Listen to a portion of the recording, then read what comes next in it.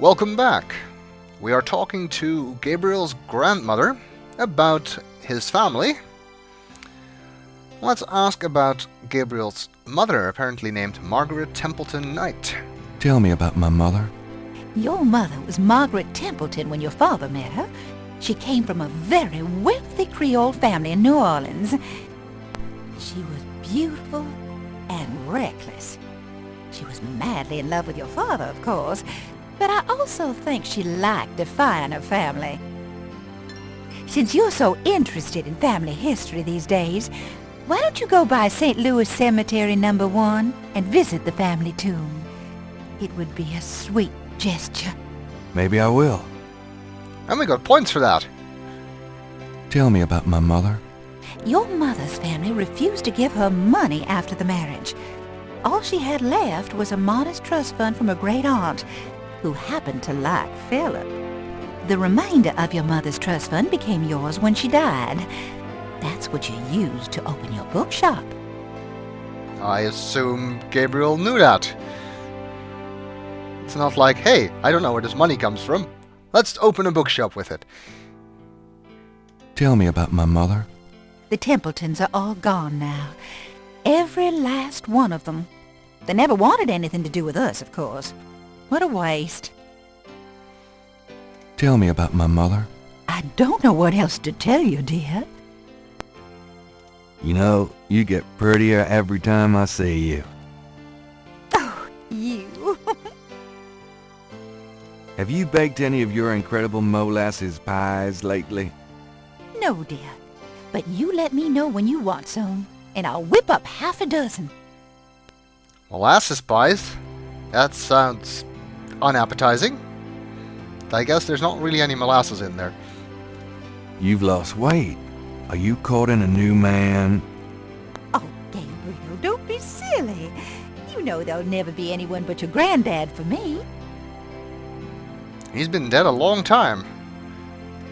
Your hair looks very pretty today, Gran. Well, why, thank you, dear. So does... you've always had such nice, thick hair, Gabriel. Nice save. You know, I always tell people that my Gran is the prettiest grand old belle in the city. Oh, dear. You shouldn't talk so. You know, Okay, I think that about does it. And, she asked us to come here to look at our father's stuff, which is apparently in the attic, so let's take a look. I'm going to go up to the attic, Gran. Be careful of the dust. Why, is it likely to attack?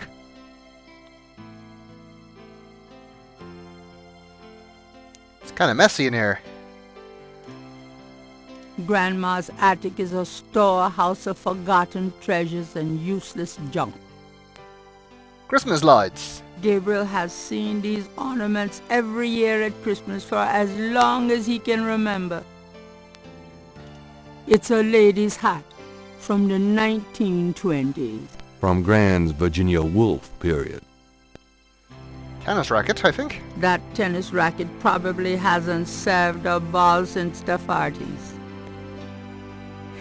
Grandma's That must have been the year Granddaddy caught Santa on the roof. Sure. It's an old, dusty bicycle tire. Grandma's attic is a It's an old dress dummy that Gran had in her sewing room years ago. My first impression of the female form. Okay. It's an old metal tub full of dust and cobwebs. Not much of interest so far. There's a sketchbook on the chair that Gabriel vaguely remembers as his father's. That could be interesting. I think I'd take Daddy's sketchbook with me. Let's take a look.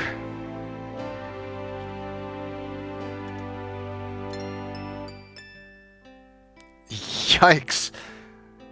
That's, certainly some interesting sketches.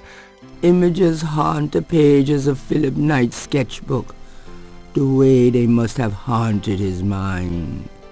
The images touch a deep chord in Gabriel. So familiar are they that he finds it hard to believe they aren't from his own subconscious. Some very interesting imagery here. Not entirely sure what this is. Not entirely sure I want to know what that is. 3 snakes. 2 circles inside each other. 3 overlapping circles. Those are repeated here too, and I guess that's a leopard or something. 3 snakes again. There were three snakes in the painting too. What's up with that? And Drei Drachen in the poem. Get the sense there's something about the number 3 here. A lion, I guess. And some kind of medallion. Images, the image... No, we can't look at the images individually. Besides the images that are already in there, now that we have the sketchbook, we will be able to use it to make sketches of things that might be important later in the game. Let's see what else is here. That box of knickknacks has been up there for at least 5 years. Any useful knickknacks? There's nothing I want in there. Apparently not. The sheet-covered upholstered rocker used to be in Gabriel's nursery. Grandma's a skylight lets welcome sunlight into the attic. Grandma, an elaborate mechanical clock, probably of German origin, is among the discarded treasures of the attic. It doesn't seem to be running at the moment. Can we Gabriel take that? doesn't want to take the clock. No. We can, however, operate it. And this is probably one of the puzzles that gave me the biggest amount of trouble. Because I just didn't make the connection that you're supposed to make here. Nothing happens. Turning the key does nothing. Let's see, though. An elaborate mechanical clock. It doesn't. A key winds the clock's mechanism. It's the minute hand. It's the minute hand. It's the Is there also an hour hand? That's what I'm trying to find out. Apparently not. A ring of 6 symbols surround the face of the clock. A sword, a sun, an angel, a noose, an eclipse, and a dragon. And that's the important thing to realize here, which I kind of missed when I was playing the game for the first time.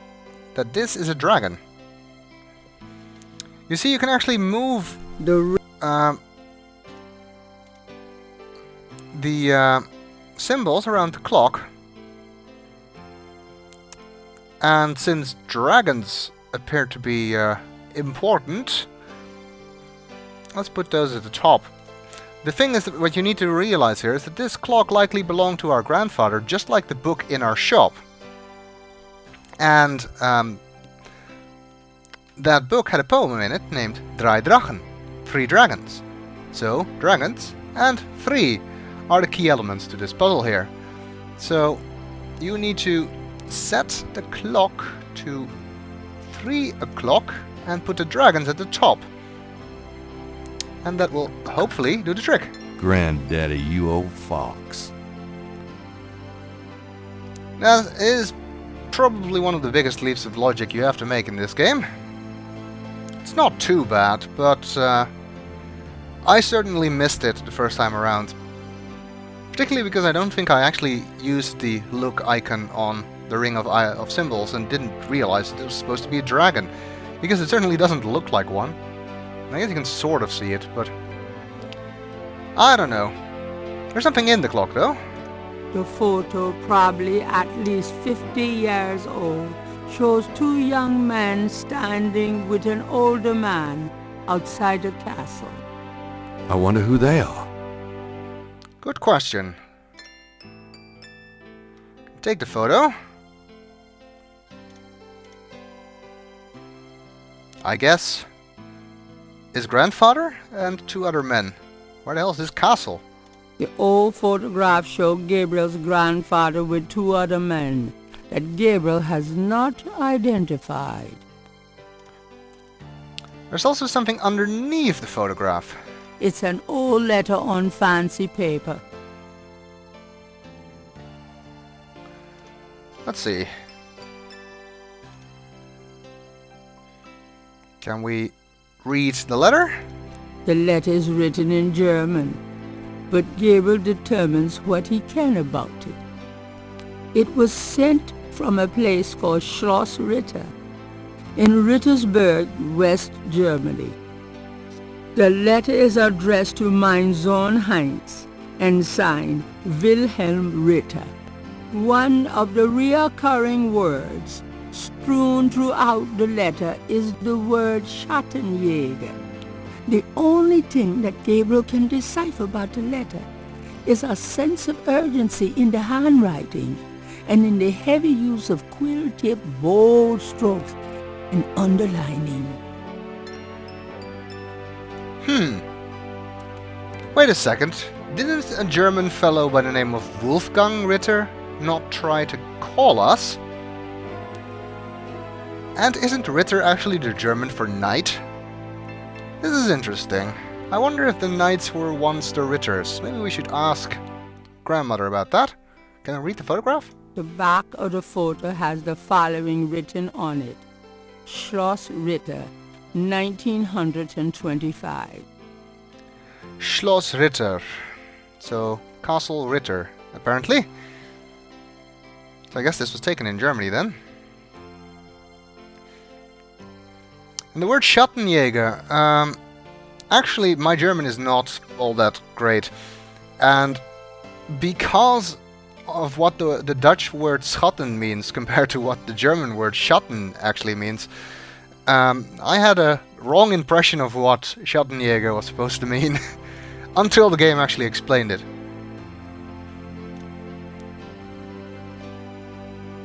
My Dutch viewers will understand what I mean. And I'll explain it once the game actually gives away the meaning of Schattenjäger. Because, well, if you don't know yet, I don't want to spoil it. Anything else up here? The old trunk looks like it's gone to hell and back. Anything in the trunk? The trunk doesn't... No. Open it, maybe. The lid is blocked by the clock.